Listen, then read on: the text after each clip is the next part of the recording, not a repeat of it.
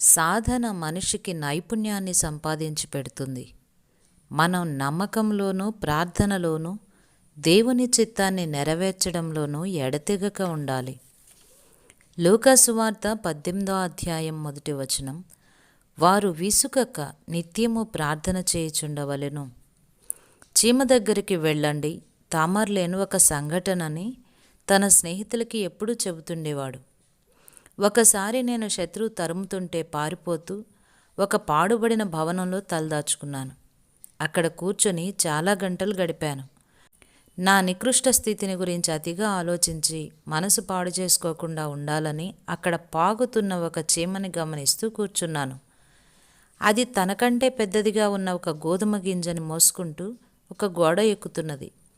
గమ్యం చేరడానికి అది ఎన్నిసార్లు ప్రయత్నం చేసిందో లెక్కబెట్టాను. ఆ గింజ 69 సార్లు పడిపోయింది. అయినా చీమ తన ప్రయత్నాన్ని మానలేదు. 70వసారి ఆ గింజతో సహా గోడను ఎక్కగలిగిందా చీమ. ఆ క్షణంలో ఆ దృశ్యం నాకు ధైర్యాన్నిచ్చింది. ఆ పాఠాన్ని నేనెప్పుడూ మర్చిపోను. గతంలో ప్రార్థనలకి జవాబు రాలేదన్న కారణం చేత సోమరితనంగా యథాలాపంగా చేసే ప్రార్థన విశ్వాస సహితమైన ప్రార్థన కాదు. ప్రార్థనలకి జవాబు ఇంతవరకు రాలేదంటే ఆ జవాబు అతి సమీపంగా ఉందన్నమాట. ఇలా అనుకుని చేసేదే నిజమైన ప్రార్థన. మొదటి నుండి చివరి దాకా మనం యేసుప్రభు ఉదాహరణల్ని పాఠాలుగా తీసుకోవాలి.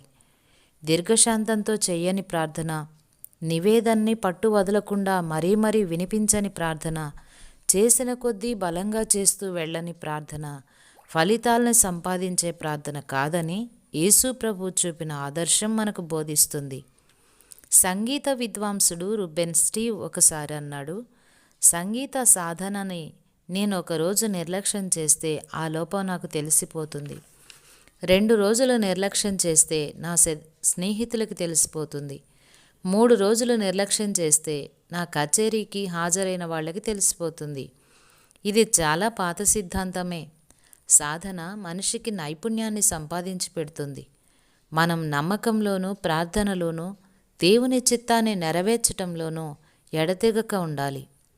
ఏ కళలోనైనా ఒక కళాకారుడు సాధన మానేశాడనుకోండి, ఏమవుతుందో మనకి తెలుసు.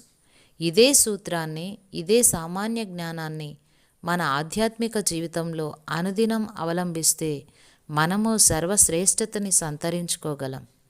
డేవిడ్ లివింగ్స్టన్ ఆశయం ఇది.